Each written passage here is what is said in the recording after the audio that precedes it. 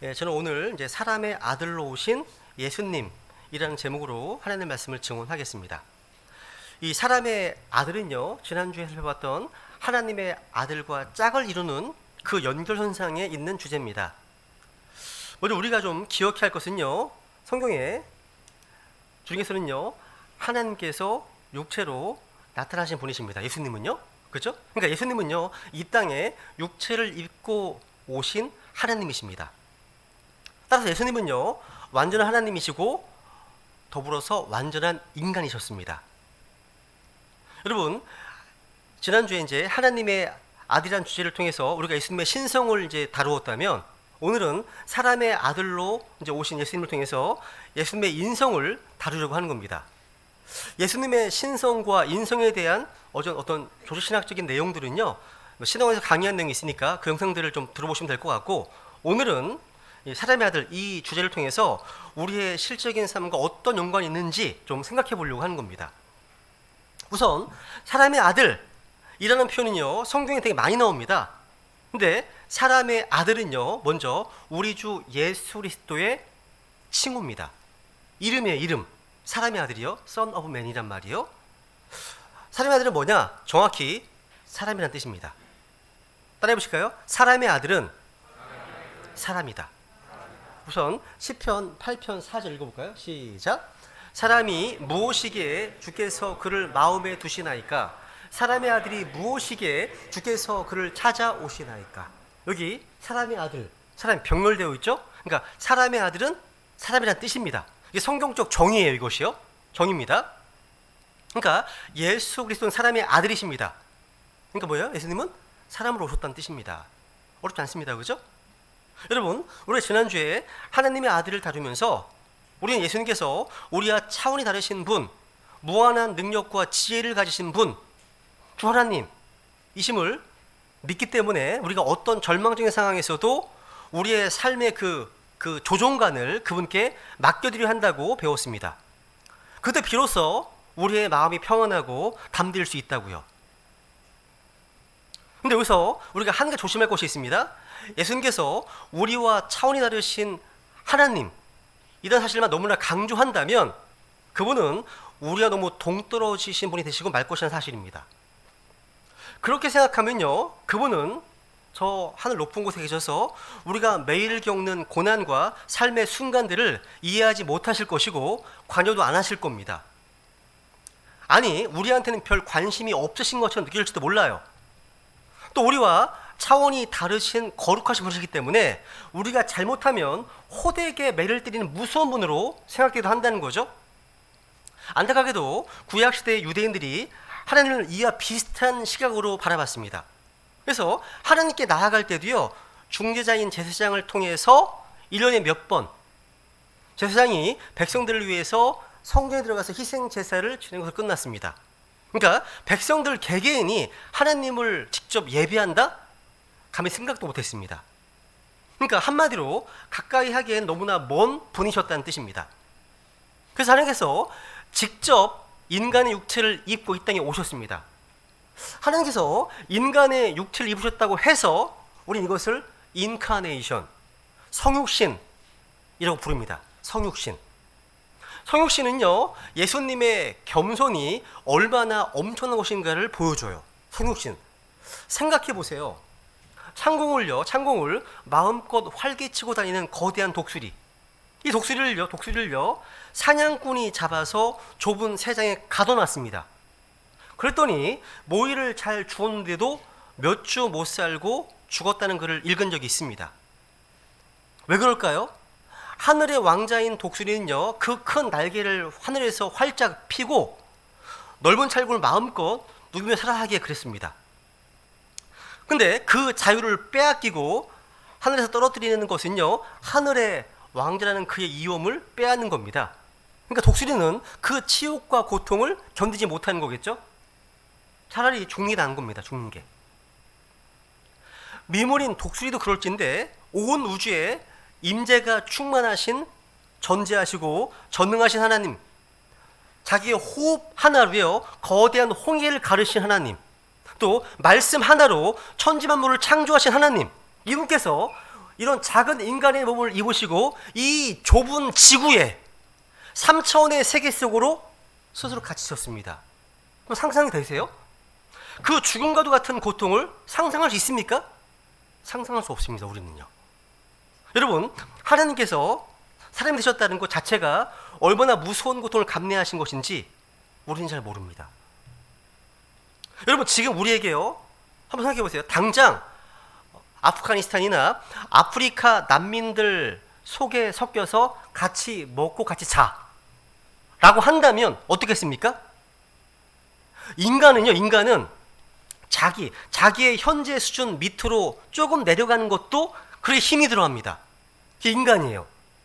그런데 그 멋진 저 하늘에 사시던 거룩하신 분께서, 하나님의 아들께서 자신의 왕자를 버리고 내려와서 이 더러운 인간들의 땅에서 사시는 것도 어떨까요? 여러분, 이제 선거철이 되었습니다. 그죠? 우리나라 선거철이 되면요, 정치인들이 다 자신이 가난하고 힘든 사람들의 고통을, 그런 심정을 가장 잘 이해하는 것처럼 그걸 이제 뭐 서민 코스프레를 한다고 하잖아요. 그죠? 서민체험 한다고 그러지 않습니까? 그래서 종종 어묵을 먹어 막. 그 대선부터 어묵 먹더라고요. 둘 다 먹고 있더라고요. 근데 며칠 시장을 돌면서 허름한 음식을 먹고 상인들과 악수하고 포옹하고 사진을 찍어주고 한다고 해서 그들이 진짜 가난한 서민의 삶을 이해하는 것은 결코 아닙니다. 아닙니다. 여러분, 오래전에요, 그 TV 프로그램 중에 체험 삶의 현장 이게 있었습니다. 이게 뭐냐면 인기 연예인들이나 정치 어떤 유명 인사들이 험한 육체 노동 현장에 투입되어서 하루 종일 일해보는 프로그램이었습니다. 이거요. 여기 보시면요, 이들은요 단 하루 일하고 다 파김치가 되어서 쓰러졌습니다. 근데 그렇게 매일매일 수십 년을 살아온 사람들 앞에서는 이것 또한 제가 볼 때는 쇼맨십에 불과합니다. 여러분, 예수님은 인간으로 오셨습니다. 인간이셨어요. 이것은요 잠깐 뭐 카메라를 의식해서 하는 쇼가 아니셨습니다. 쇼가 아니에요. 실제로 예수님은요 인간의 몸으로 33년이나 되는 긴 시간을 사셨습니다. 그것도 여러분, 잘 사는 나라의 화려한 왕족이나 뭐 재벌의 삶이 아닙니다. 강대국의 식민지였던 약소국의 가난하고 힘든, 이걸 이제 오늘날 표현으로 써볼게요. 흙수저와 같은 삶을 사신 겁니다. 흙수저. 금수저가 아닙니다. 은수저가 아닙니다. 여러분, 누군가를 이해하려면 그 사람과 같은 형편, 상황이 있어야만 한다고 합니다. 배고프지 않으면 배고픈 사람의 고통을 모릅니다. 아파보지 않은 사람은요 아픈 사람의 고통을 모릅니다. 치매 환자를 경험해보지 않은 사람은요 치매 환자의 가정이 고통을 모릅니다. 예수님은 친히 인간의 몸을 입고 인간 세상에 사시면서 모든 배고픔과 배신과 고독과 외로움을 다 겪으셨습니다. 그래서 여러분을 가장 잘 이해하십니다. 여러분, 누가복음 2장에 볼까요? 2장 51절 같이 읽습니다. 시작. 그분께서 그들과 함께 내려가시고 나사렛으로 가셔서 그들에게 복종하셨으나 그분의 어머니는 이 모든 말씀을 마음속에 간직하니라. 야, 이 말씀은요 하늘 아버지께서 정해주신 기간 동안에 요셉과 마리아에게 복종하시면서 평범한 한 인간으로서의 어떤 삶의 무게를 다 감당하셨다는 이야기입니다. 여러분, 예수님의 가정 형편은 어떻습니까? 가정 형편. 아버지 요셉은요 시골 마을 나사렛 목수였습니다. 가난한 자영업자였습니다. 자영업자. 요즘 시위 많이 하죠, 그죠?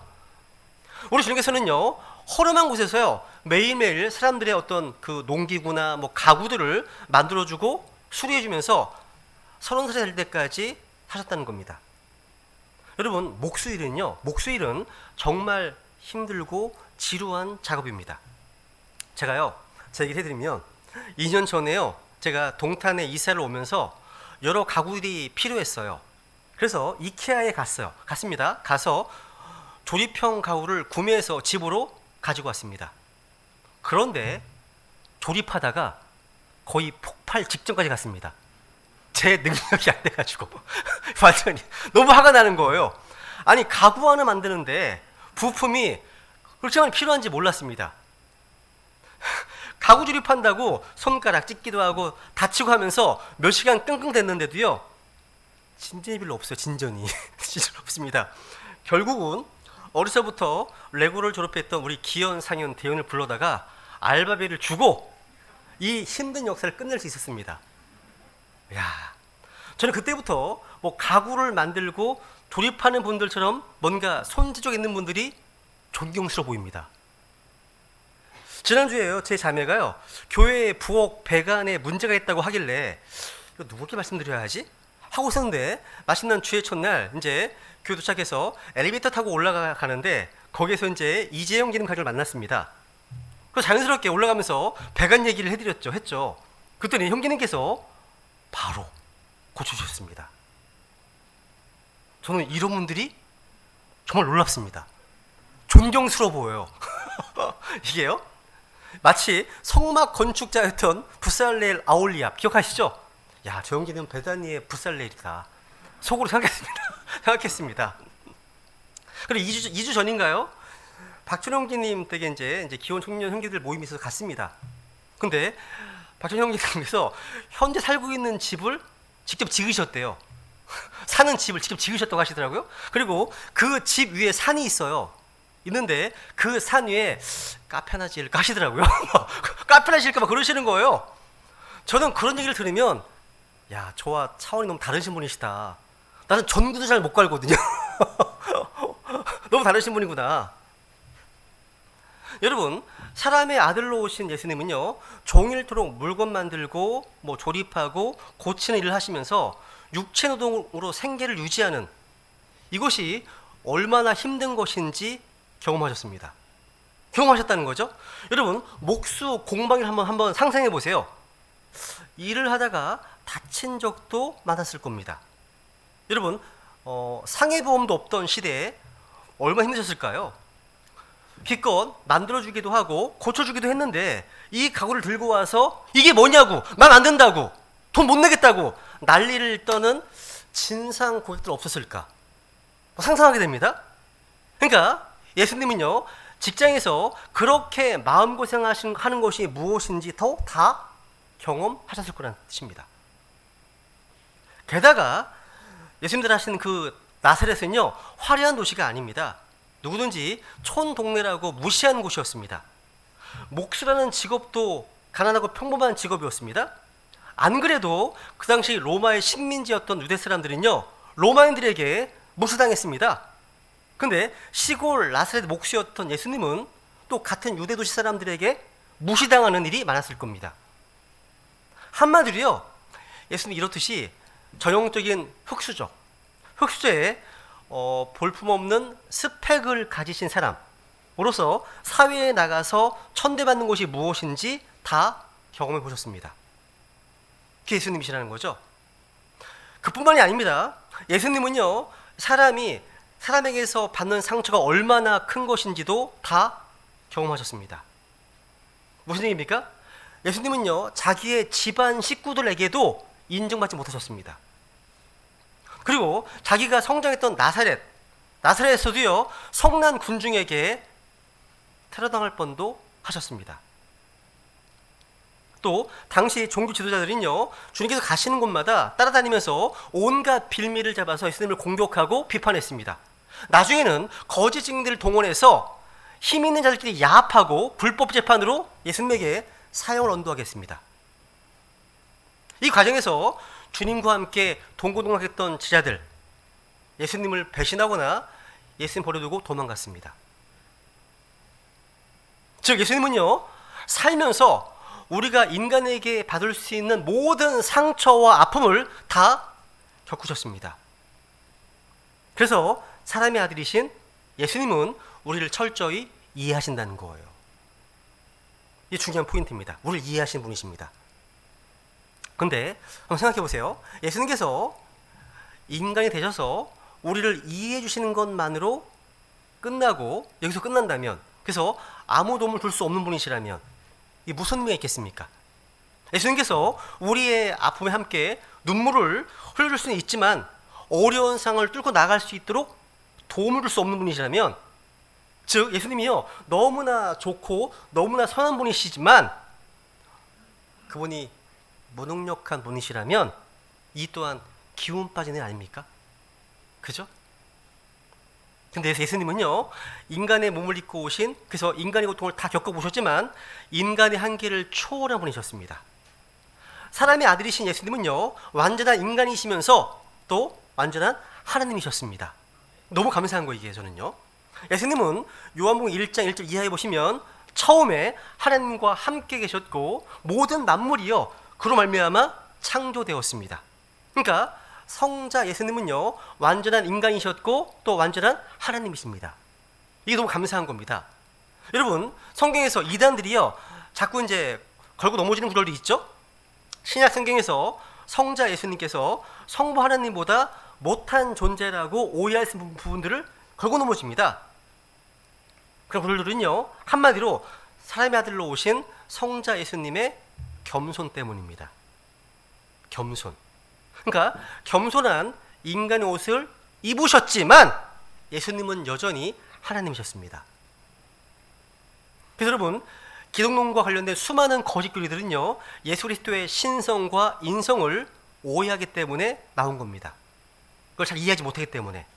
빌립보서 2장을 보겠습니다. 2장 한번 읽어볼까요? 시작. 너희 안에 이 생각을 품으라.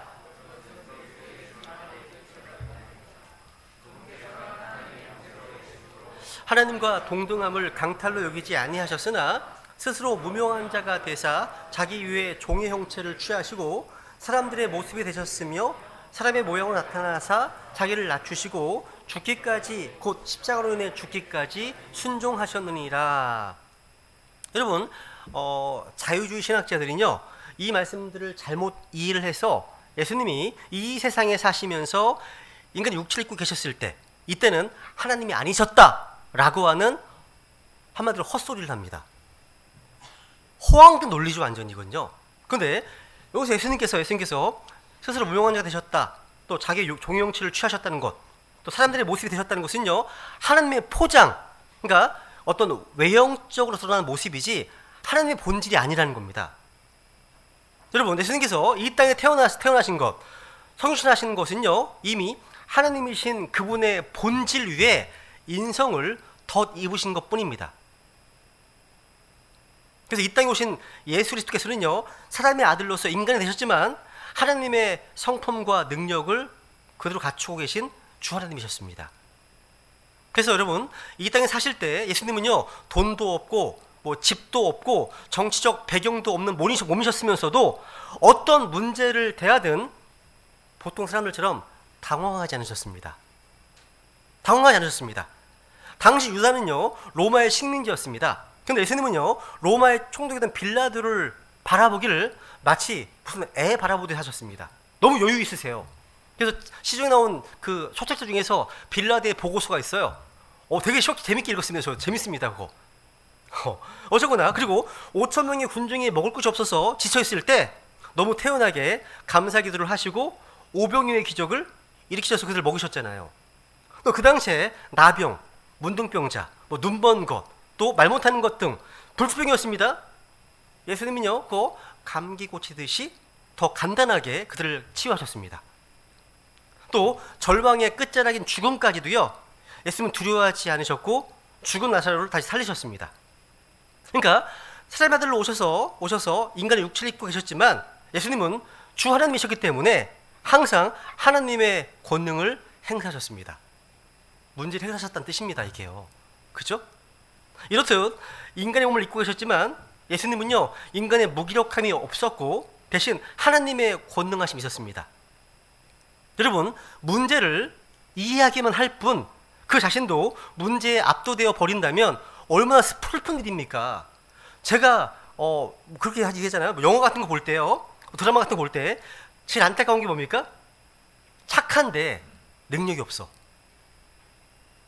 안타까운 일 아닙니까? 그죠? 그런데 여러분 사람이 되신 예수님은요 문제를 이해하시면서 너끈히 넘어올 수 있는 분이십니다. 그리고 우리에게도 그 문제를 이겨줄 수 있는 길을 보여주시는 분이시라는 거죠.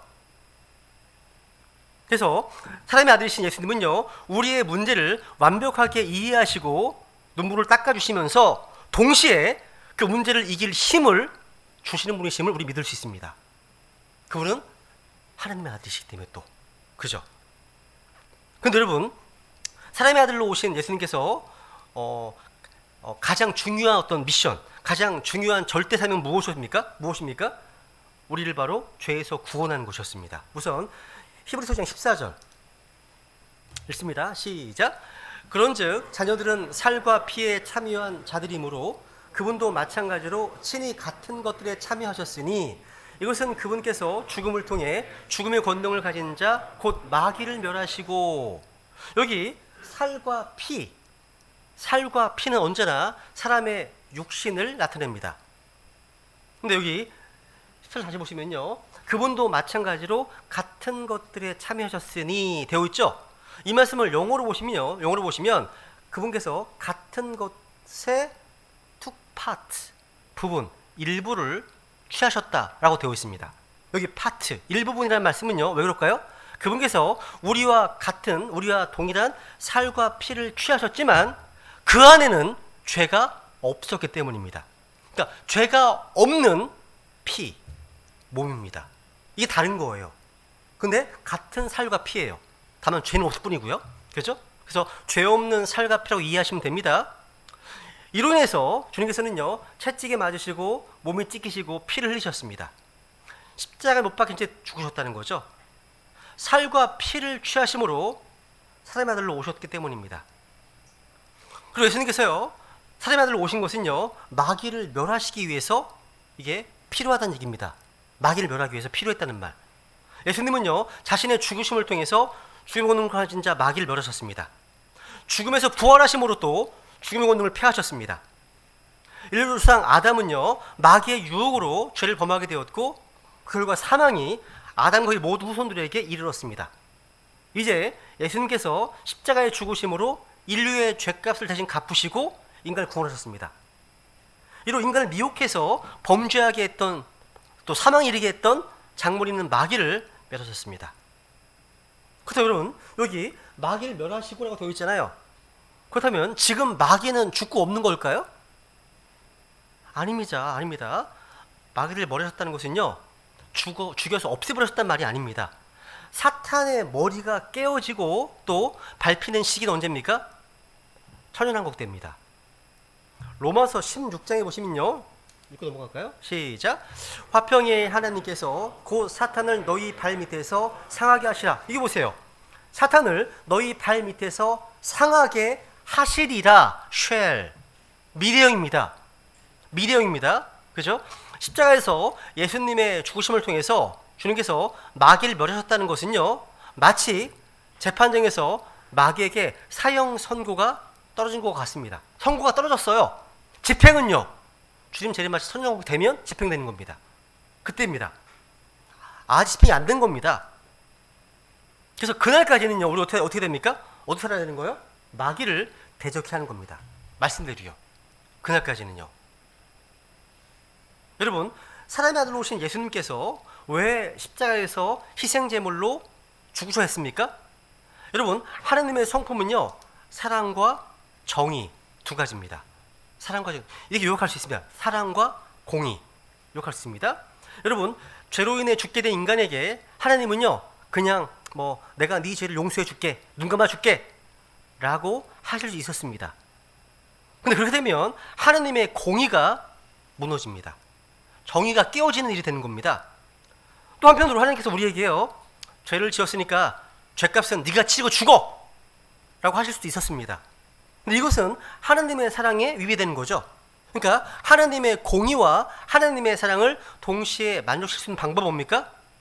누군가 우리를 대신해서 죽어주는 겁니다. 그래서 사람의 아들로 오신 겁니다. 그죠? 그래서 여러분, 인간의 죄값을 치르기 위해서 대신 죽을 사람은 죄가 없어야죠. 그죠? 여러분, 죄 있는 사람은 결국 남의 죄를 대신할 수가 없습니다. 왜? 자기 죄로 죽는 셈이 되기 때문에. 여러분, 두 명의 살인범이 있는데 둘 다 사형 선고를 받았습니다. 그중 하나가 내가 네 죄를 위해서 대신 죽어줄게 라고 할 수 없습니다. 그러니까 그 사람은요, 자기 죄 때문에 어차피 죽어야 하기 때문에 다른 사람의 죄를 위해서 죽을 목숨이 없는 거예요. 그래서 죄 없는 사람만이 남의 죄를 위해서 대신 죽을 수 있는데, 죄 없으신 분은 바로 누구밖에 없습니까? 세상에 예수 그리스도밖에 없는 겁니다. 또한 희생 제물은요, 완전한 인간이어야 됩니다. 죄는 반드시 죽음으로 갚아야 되는데 하나님은 죽을 수가 없는 존재시잖아요. 하나님이 죽었다고 한다면 이건 완전히 가짜 쇼입니다. 가짜 쇼죠. 죽으려면 인간이 되어야 됩니다. 그래서 죄 없는 하나님께서 완전한 인간이 되셔야 했습니다. 그래서 예수님께서 사람의 아들이 되신 거예요. 여러분, 은혜란 죄를 그냥 눈 감아주는 게 아닙니다. 누군가 대신 갚아주는 겁니다. 죄 없으신 예수님께서 자신의 생명으로, 자기의 목숨으로 우리 죄값을 대신 치르는 것, 이게 바로 십자가죠. 십자가. 요것을 이제 교리적으로는 어톤먼트, 대속이라고 합니다. 즉 남의 죄를 대신해서 벌을 받고 값을 치른다, 속죄한다는 뜻입니다. 대속. 우리를 살리기 위해서 창조주 하나님께서 피를 주셨다는 것, 이게 바로 복음의 진수입니다. 주님께서 십자가상에서 마지막 숨을 거두시기 전에 이 선포를 기억하십니까? It is finished. 다 이루었다. 끝났다는 뜻이죠. 그죠? 그러니까 사람의 아들이신 예수님께서 십자가에서 그렇게 선포하셨을 때 모든 죽음의 공포도, 죄의 문제도 십자가에서 끝났습니다. 테텔레스타이 글리소입니다. 모든 빚이 갚아졌다 뜻입니다. 죄의 빚이. 고린도후서 5장 17절 넘어갈까요? 읽고 시작. 그러므로 누구든지 그리스도 안에 있으면 그는 새로운 창조물이라, 옛 것들은 지나갔으니 보라 모든 것이 새롭게 되었도다. 여기 2장 15절도 보세요 한번. 또 죽음을 두려워하여 평생토록 속박에 얽매인 자들을 구출하려 하심이라. 여러분, 인간에게는요 죽음에 대한 공포가 있어요. 사탄은요 이 죽음에 대한 공포 때문에 우리를 괴롭히고 협박하고 위협했습니다. 이런 예를 들 수 있습니다. 여러분, 죽음의 권총에는요 총알이 한 개밖에 없어요. 그 사망의 권세로 나를 딱 쐈는데 예수님께서 나를 밀쳐내시고 대신 맞아주셨습니다. 이게 십자가예요. 십자가입니다. 십자가의 죽으심과 부활을 말미암아 예수님은 죽음의 권세를 이기셨습니다. 그런데도 사탄은요 총알이 없는 권총으로 아직도 우리를 협박하고 있습니다. 하지만 죽음의 권세는 우리를 지배하지 못합니다. 죽음 이후에 죽음이 없는 영원한 하늘 왕국이 있다는 것을 알려주시기 위해서 예수님은 완전한 인간이 되셨습니다. 예수님께서 죽음을 이기고 부활하셨던 것처럼 예수님 믿는 우리도 그분과 함께 부활할 것입니다. 이 복음으로 말미암아 우리는 죽음의 두려움에서 벗어나게 되는 거죠. 그죠? 요한복음 11장 25, 26절 읽습니다. 시작. 예수님께서 그녀에게 이르시되 나는 부활이요 생명이니 나를 믿는 자는 죽어도 살겠고 누구든지 살아서 나를 믿는 자는 결코 죽지 아니하리라. 이것을 내가 믿느냐 하시니. 이 약속을 믿고 우리는 죽음의 공포를 이겨낼 수 있습니다. 인간의 몸을 입고 십자가 죽음을 이기시고 승리하신 예수님의 그 사역은요 조만간 심판주로 오실 그분의 영광으로 이어질 겁니다. 그래서 여러분 누가복음 보시면요 21장 17절 보시면 그때 그들이 사람의 아들이 권능과 큰 영광을 가지고 구름 가운데서 오는 것을 보리라. 사람의 아들이. 그러니까 예수님은 재림하실 때 사람의 아들이 영광의 심판자로 다시 오실 것이다 말씀하셨습니다. 이 땅에 사람의 아들로 오셔서 완성하신 복음, 예수님 십자가의 죽으심과 부활의 복음을 믿지 않으면 결코 다시 오실 주님을 당당히 맞이할 수 없습니다. 사람의 아들로 오신 예수님의 십자가 보혈을 통과한 사람만이 신왕자 심판석이라는 하나님의 심판대가 아닌 그리스도의 심판석이라는 시상대, 이 축복 가운데 거할 수 있게 되는 겁니다. 구원받아야만. 우리가 예수님을요 사람의 아들이라고 고백할 때 완전한 인간이시면서 완전한 하나님이셨던 예수님을 인정하는 겁니다. 그래서 예수님은 완전한 인간이시면서도 완전한 하나님이셨기 때문에 우리를 이해하실 뿐만 아니라 우리를 도울 수 있는 분이십니다. 이게 오늘 중요한 설교의 중요 포인트입니다. 한 번 더, 예수님은요 완전한 인간이시면서도 완전한 하나님이셨기 때문에 우리를 이해하실 뿐만 아니라 우리를 도우실 수 있으십니다. 꼭 기억하시면 좋겠습니다. 히브리서 2장 17, 18절 다시 읽습니다. 시작. 그러므로 그분께서 모든 일에 자기 형제들과 같게 되실 필요가 있었으니 이것은 그분께서 하나님께 속한 일들에 긍휼 많고 신실하신 대제사장이 되사 백성의 죄들로 인해 화해를 이루려 하심이라. 그분께서 친히 시험을 받아 고난을 당하셨으므로 참 감사하게도요 그분께서 친히 시험 받아서 고난을 당하셨으므로 himself, 그러니까 예수님이 직접 자신이 시험 받았다고 말씀하고 있죠. 예수님은요 광야에서 마귀의 시험 받으셨습니다. 주님께서는 그 당시 종교 지도자들에게 시험 받으셨습니다. 또 백성들에게도 시험 받으셨습니다. 친히 그 시험 받고 고난을 당하셨죠. 이게 여러분 간접 체험이 아니에요. 그죠? 그러니까 직접 자신의 몸으로 시험을 받고 고난을 당하셨습니다. 그러니까 주님께서는요 배고픔이 무엇인지 갈증이 무엇인지 아십니다. 사람들에게 거부당하는 게 뭔지 아십니다. 사람들에게 배척받는 게 무엇인지를 아십니다. 수치가 무엇인지 아시고요 멸시당하는 게 무엇인지 아십니다. 또 죽음의 고통도 맛보셨습니다. 한마디로 우리 주님께서는요 사람들이 느끼는 연약함을 모두 다 느끼셨고 경험하셨습니다. 그러니까 자신이 먼저 우리가 겪을 수 있는 모든 육신의 시험, 영적 시험들을 다 당해보셨기 때문에 같은 시험을 당하고 있는 우리 인간의 사정을 다 헤아릴 수 있습니다. 이해할 수 있습니다. 그리고 시험을 이길 수 있도록 도울 수 있는 겁니다. 자, 우리 주님께서는요 매일매일 우리의 삶에서 모든 시험으로부터 악으로부터 또 고난으로부터 우리를 구주하실 수 있으십니다. 여러분이 현재 처한 각가지 다양한 어려움들에서 주님께서 능히 구주할 수 있다는 뜻입니다. 우리 이 땅에서 우리의 믿음 때문에 고난을 받거나 주님의 사역하는 과정 가운데 어려움을 겪고 영적인 공격들을 받고 어떤 유혹을 받고 있다면 그때 낙담하지 말고 우리가 먼저 그 길을 걸어가시고 승리하신 예수님의 도움을 구해야 하는 겁니다. 주님께서는 반드시 우리가 선한 싸움을 다 싸우고 믿음의 형주를 완성할 수 있도록 도와주실 겁니다. 또 사람의 아들은요 하늘과 땅의 연결 통로입니다. 이게 보시면 창세기 28장에 보시면요 우선 요한복음 1장부터 갈게요. 1장 51절 요한복음 1장 51절 읽습니다. 시작.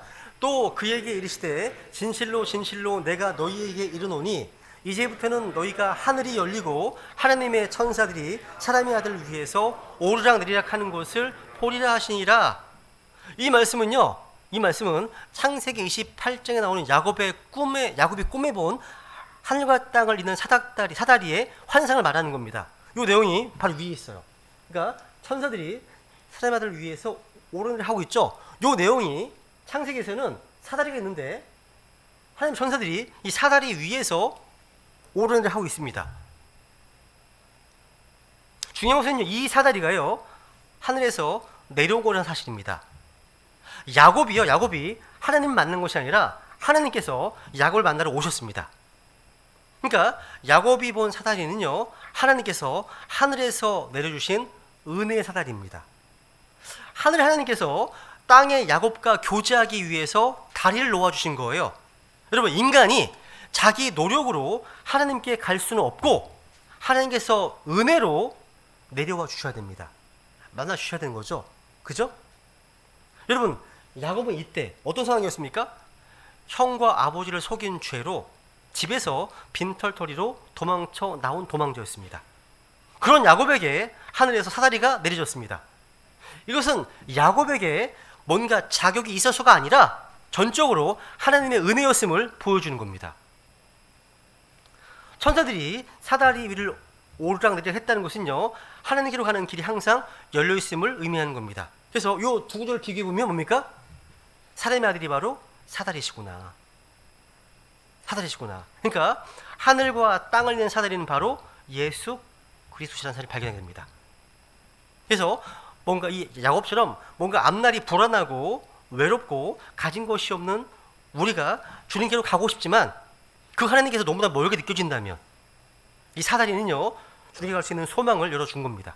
그러니까 하늘과 땅의 연결 통로, 그분이 바로 사람의 아들로 오신 예수 그리스도시라는 사실입니다.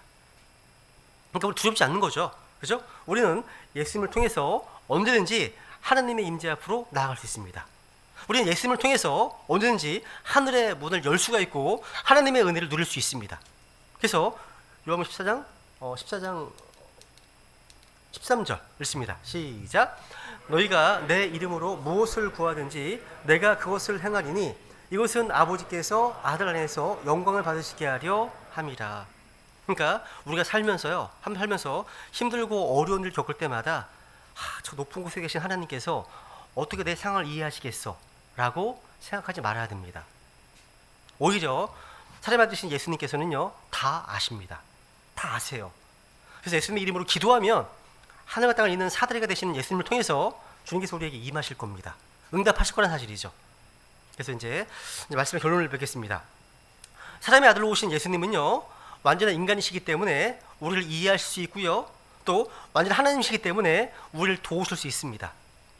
지금 코로나 팬데믹 상황 속에서 우리를 힘들게 하는 현실의 문제가 무엇이든 간에 주님은 다 알고 계시고 다 이해하십니다. 어떤 힘든 문제도요 사람의 아들이신 예수님께로 가지고 가면 주님께서 우리를 위로하시고 우리에게 새로운 힘을 주셔서 문제를 해결해 주실 겁니다.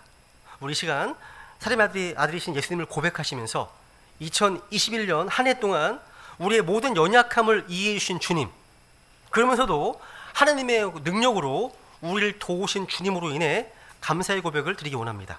그리고 2022년 다가온 한 해도 우리 베드레 가족들 모두가 다 우리의 모든 시험을 이해하시고 그 모든 어려운 상황 속에서도 구조할 수 있는 주님을 신뢰하시면서 그 놀라운 주님의 사랑과 은혜에 합당하게 반응함으로 주님께 영광 돌리는 삶을 살겠다고 결단하시면서 주님께 은혜를 구하겠습니다.